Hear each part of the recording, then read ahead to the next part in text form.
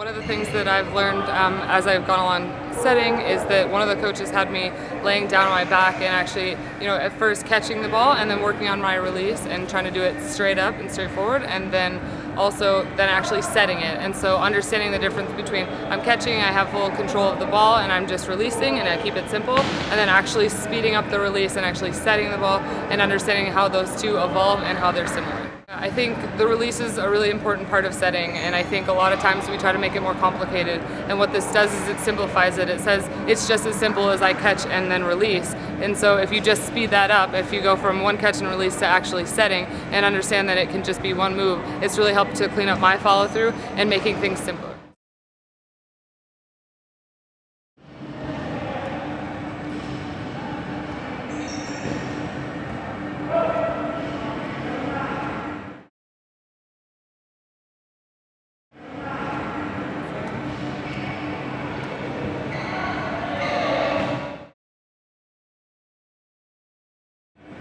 I've had a lot of coaches and a lot of people know that setting against the wall is a really good way to train setting, especially when you're by yourself and you don't have a lot of people that are helping you, and I think that's a great thing. But I think a lot of people start really close to the wall, and I think that becomes something they can do pretty easily. But gravity happens, and the weight of the ball is a little bit different, so if you back away from the wall a little bit, then you're getting kind of more of the active setting that is something that you can do by yourself. One of the reasons why I say backing away from the wall is advantageous is that it allows you to actually have to do the active setting. And so, when you're playing and when you're in a game, the ball is coming, from high, or it's also coming spinning, and so you really have to control the contact. When you're really close to the wall, you're not really in control, you're just kind of rebounding. And so when you back away, it makes it a lot more game-like, and it trains to have strength in your hands, and you can strengthen your release and your follow-through.